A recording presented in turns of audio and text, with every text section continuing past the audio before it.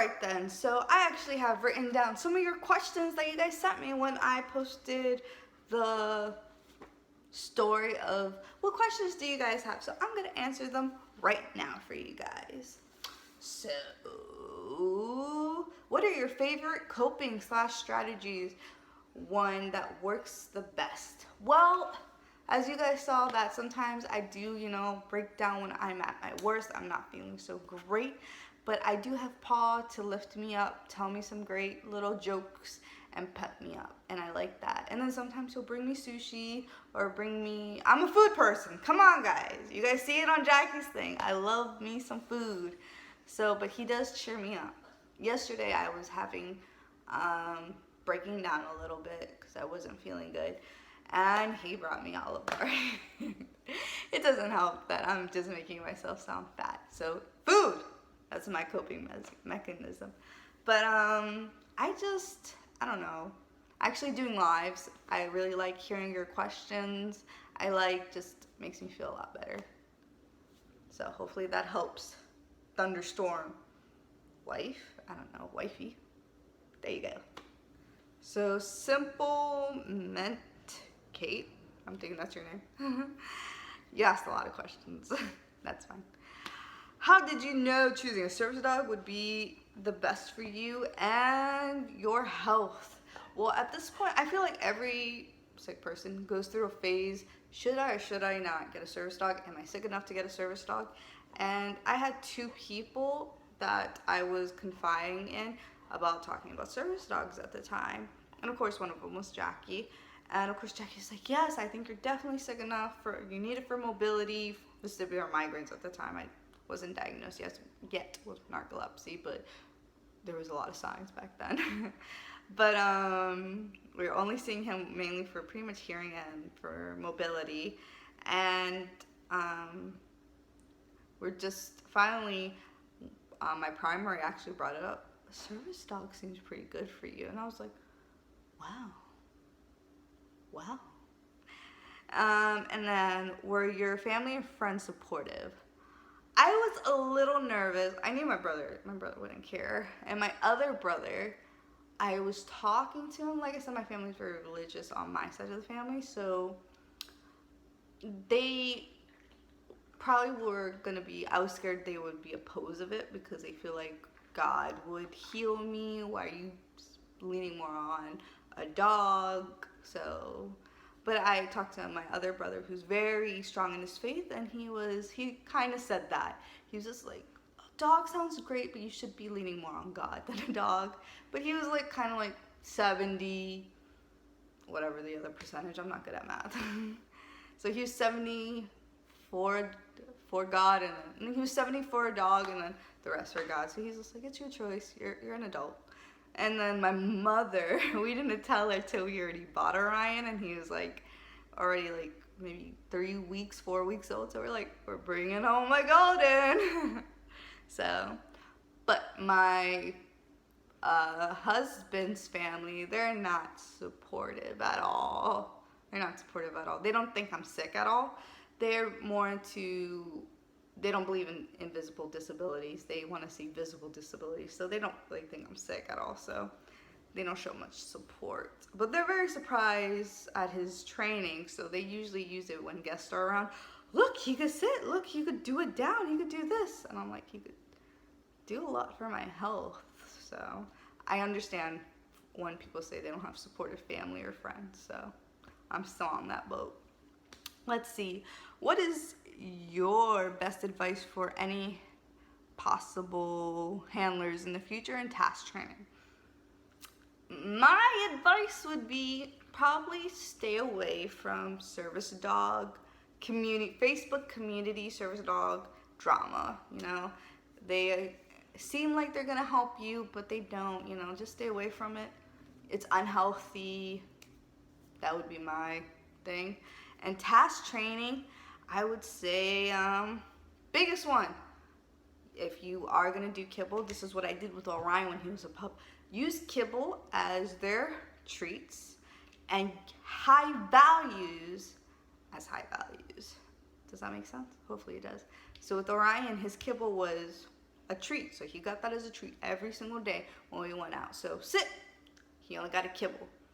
If another dog came around, he got a special high value. Some people use their treats, high value treats, as just treats all the time.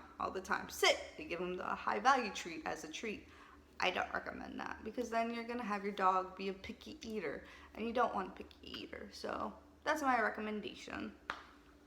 And what's your daily routine like with Orion and health? He's on a raw diet, and he loves his raw diet.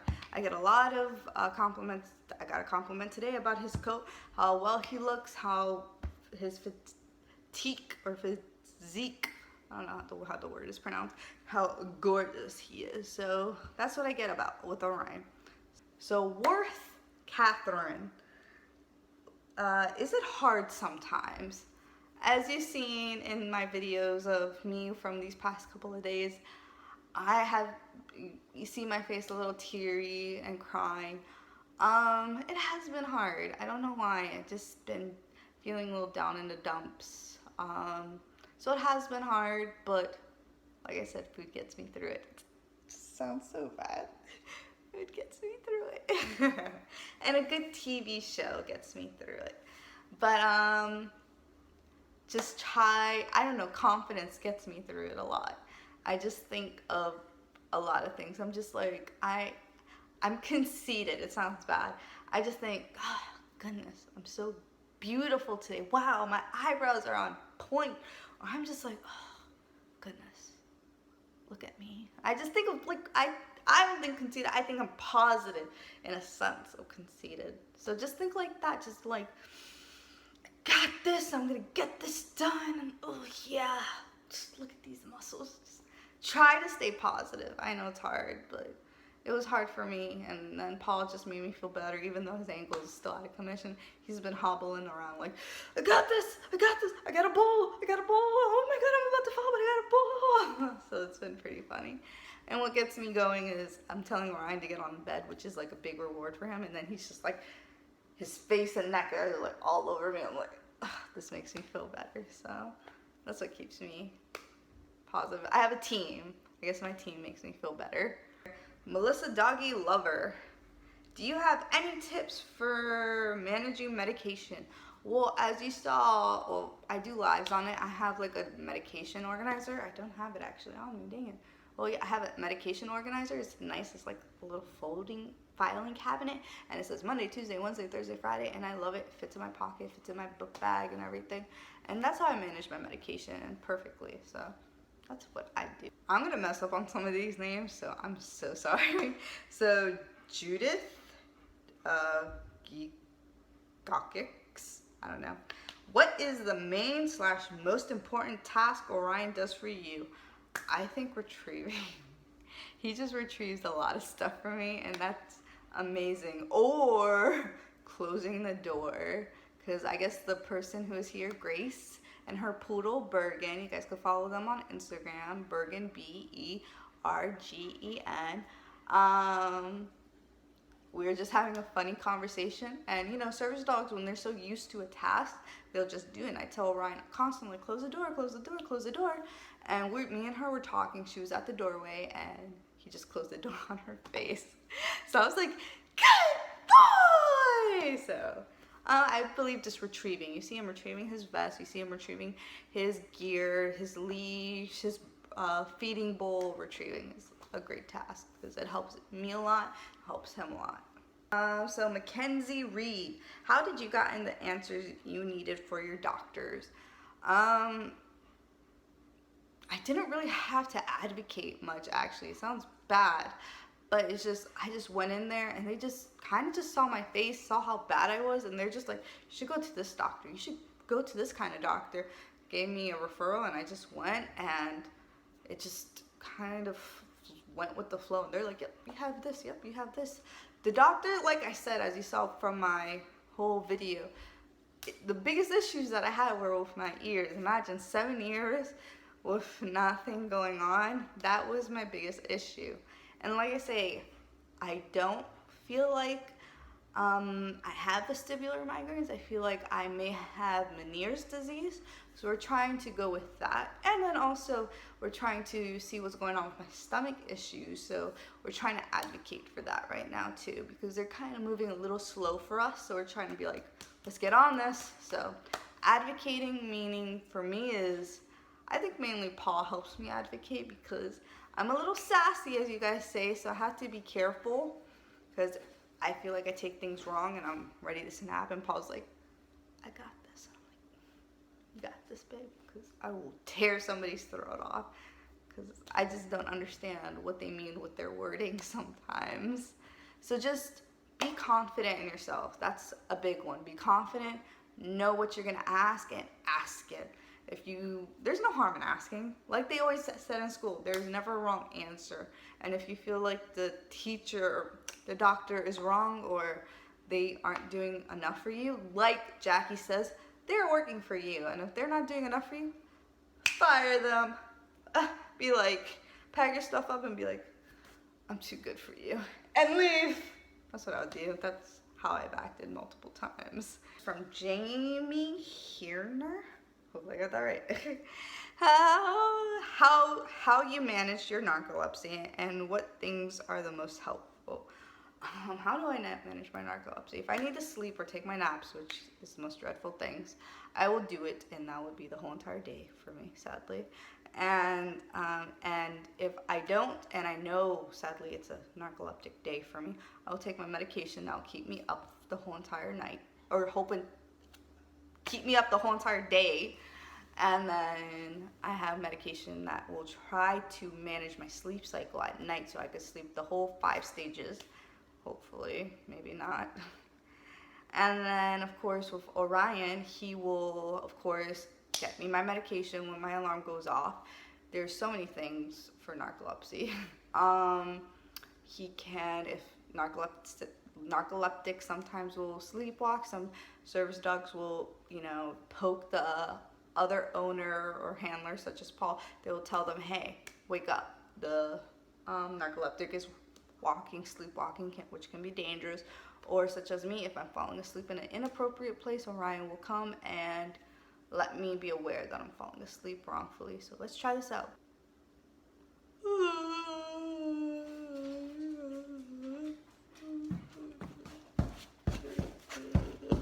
Good boy, good boy, good boy, good boy. Good boy, you just want to be in the video, Okay, you just want to be in the video now. Alright, so there goes something right there. Or if I'm starting to nod off, he'll let me know, like, hey, you're starting to nod off, it's time to go to sleep, or take, medication to wake up, which it's time to go to sleep, let's be honest. So those are many things, and there's so much more dog for narcolepsy can do for you. So yeah, hopefully that helps you out. All right then, Spun, Urin, see if I said that right. What are my chronic illnesses? Which are the hardest to get diagnosed? What are some ways your chronic illnesses make you stronger as a person? All right, my chronic illnesses are, again, vestibular migraines, narcolepsy without cataplexy, dream reenactment behavior, POTS, hyperacusis, and of course, tinnitus. Which one was the hardest to get diagnosed? My ears. 7 years without, like I said, getting even a surgery, and because of that damage, just didn't really do much for my ears, and I feel like I spun out of control. Ears are very close to the brain. It affected me and made me go downhill, I feel. And what are the ways your chronic illness made you stronger as a person? That's a very good question. I have no idea. I feel like I asked Paul this, and he answered it for me. He did a really good answer. He's just like, I don't let it bring me down. I know that's contradicting from what I said, but in a sense, like, I don't let it bring me down. I don't submit to it. So in a sense, if I'm a little tired, if my heart rate's like maybe at 120 and we're at Disney, I'm just gonna, my mom taught me this, my heart rate's at 120, I'm just gonna be like, I'm gonna keep pushing. Let's go. Let's do this. Who cares? I don't want to submit to being sick, like I said. Or if I'm very tired, I'm like, you know what? I'm gonna go clean that table because that table needs to be clean.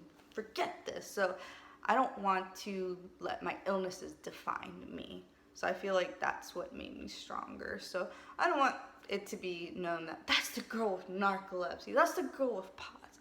No, so far, I feel like I'm the girl known for a raw diet. And I like that. You know, I don't want to be the girl known for, oh, she's so sick. No, raw diet. That's what I like more. All right, Stacie Flannery. What is the hardest part about having a chronic illness? Having a chronic illness would have to be, I don't know, sometimes just having to lay in bed and then being sick with narcolepsy or having a heart rate, and then something else pops up in the mixture, like muscular pain just coming in. That's probably the worst of the worst. Or probably having unsupportive family members queuing in, I think could possibly be worse too, and not understanding. Like, they don't understand that I can't drive, and then they can make, why can't you drive? I've had 4 doctors tell me I shouldn't be driving and can't be driving. You can drive. Okay, I don't know then. So there's a lot of hard things about chronic illnesses that can be hard. It's just the way you approach it. Sometimes I don't approach it very well. Foust.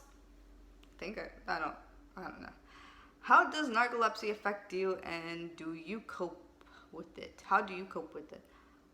Give me a minute. Orion's on top of me. Let me show you. Oh, you can't even see him. There you go. He weighs a lot, and I can't take his weight. Orion, off, please. Please get off. Oh my God, my legs. My legs are free. He thinks he's in trouble. You're just heavy, bud. You're just really heavy. Okay. All right, so how does narcolepsy affect me? I'm tired all the time. I have REM intrusions. So REM intrusions, there we go, is pretty much when you come in dream, you're coming in out of dream and wake mode. So imagine that you kind of can't wake up because you're still dreaming, but you're almost waking up, but you're having dreams at the same time. So my best thing is, imagine if you're having a nightmare. You're waking up and your nightmare is right there standing in front of you where you're seeing your bedroom at.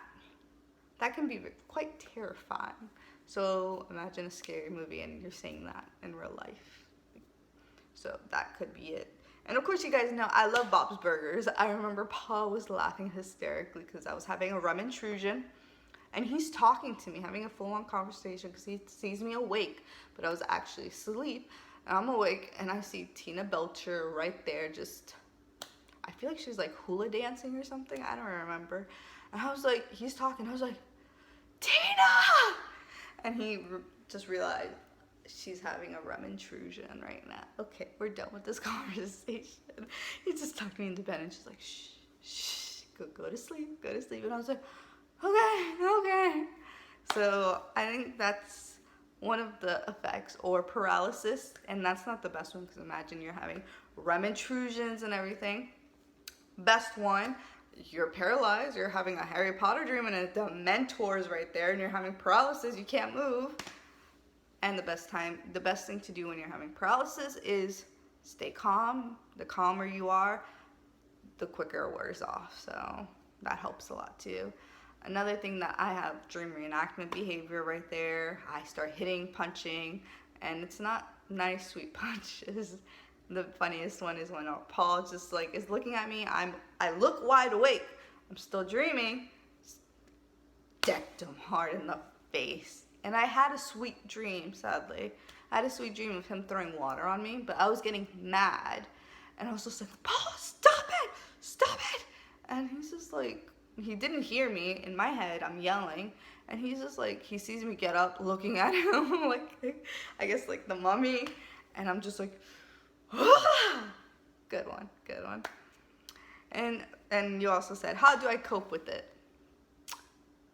Try to do good medication. try to go to bed on time, try to have a proper sleep cycle.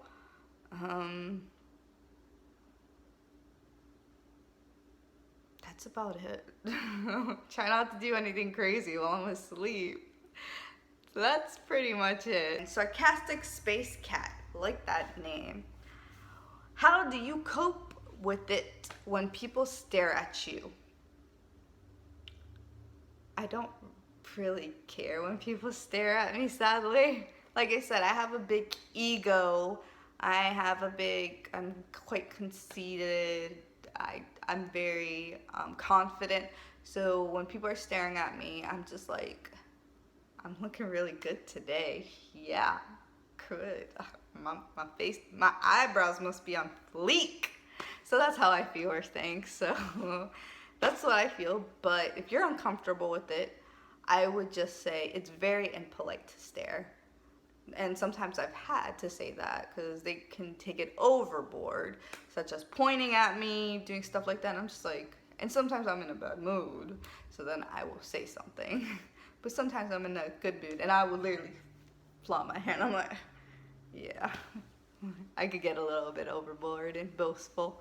Anyway, when did you get your first diagnosis? About 3 years old with my ears. Were your friends and family understanding? My family, I feel like they weren't. Like I said, they are very faithful in their faith, very religious. So when they found out I had an issue, they felt like, you know, they had to pray harder. They need to be stronger in their faith. They need God to heal me. And they felt like they hit a breaking point when the doctor said, you know, I'm going to have a hearing loss. And they hit that breaking point that I wasn't going to. They're like, yes, praying, everything worked. What a great thing. And then when they saw that, you know, it still was a rock slide afterwards, then they're like, we still got to work at this. We still got to work hard. And it still affected me afterwards. So sometimes my mother is understanding, sometimes not. Sometimes she'll blame the doctors, sometimes she'll blame me, saying that I'm not strong in my faith and that's why I'm sick. Sometimes she will just maybe walk out because she knew I was very physical before, very healthy. You know, I used to do gymnastics, been doing gymnastics for 7 years. I did karate for about 8 years, was very fit, so I think it hurts her to see that now I'm just done for the count. And I guess from not doing the surgery early on, that affected me neurologically. So I think she could possibly blame herself and not taking the actions that she should have at the right appropriate time, sadly. And I could see her. Yeah, like a couple days ago, I was really not feeling good, really sick. And in one of the videos, I'm crying and she sees it. And she usually never does this. She's usually on me. She's like, oh, don't worry about it. And I just see her just take the keys and leave. So I think she was crying also. So I'm gonna botch this so bad. Pixel, whatever. Capopixel. How is tinnitus working with you? I like to say I was born with it. I've always heard ringing all the time. Me and Judd, because Judd's, of course, from, I'm going to say the Army, National Guard. I always feel like they're the exact same thing. I should clarify that with him. But anyway, he's just like, I have tinnitus. And I always say, I've had it since birth. So we always are going back and forth about that. But how do I work with it? Someone gave me, told me, they're like, oh, I have to watch TV. And I was like, oh yeah, that's what I always have to do. If I don't have TV or something in the background, not working out. The first time I moved to Florida, we didn't have TV or anything. It was a quiet suburb. We lived where I used to live. We lived in the city, literally the city. We had the railroad tracks, everything. Beautiful sound in the background. And we came here, no sound. I was like, I can't sleep in this. Oh my goodness. all I heard is, right now I hear the ringing. So that's how I do. I have to have the TV in the background. The other day, Paul had the fan on, and it was so nice. I was like, oh, this is nice. This is a nice, peaceful sound. Okay. How do you sleep with it, and how did it affect you in daily life? Sometimes I can't hear. I feel like since as I get older, my hearing's gonna decrease. And daily life, sometimes people call me, I can't hear because tinnitus, it's ringing, I can't hear. Certain sounds are going off, I can't hear it whatsoever. Just small, tiny things. I remember one time in physics class, they were just like, we're gonna do a hearing test, and I was like, oh, I'm gonna fail this. And they started doing sounds, like, oh, if you could hear this, you're great. And I was like, the second sound I lost, I couldn't hear it whatsoever. This isn't good. But there's certain sounds. I always feel like we have a phone in the house, but landlines died a long time ago, let's be honest. But yeah, there's always ringing. All right then, blah doesn't care. I love that username. How your different chronic illnesses affect your daily life. Okay. Well, with my daily life, I constantly have to check my heart rate constantly to see where I'm at, because I have to make sure, am I sleeping or is it just my pot? So I always have to check that. And sadly, I always have to clean out my thing, because I always have to make sure, do I have pus or earwax, sadly. And with my condition, oddly, I'm always having consistent earwax buildup, and I am mortified to go to the ear doctor. Like everybody has their fear, the dentist, whatever. Mine is the ear doctor. Once Jackie came with me to the ear doctor, and he's just like, you know, you guys probably had your ears vacuumed. Me, I remember he was just like, okay, we have to vacuum your ear. Jackie said, she's just like, I saw your face, and I have never seen your face expression like that. I started crying as if a little kid at the dentist. I was like, no, please don't do this, please don't.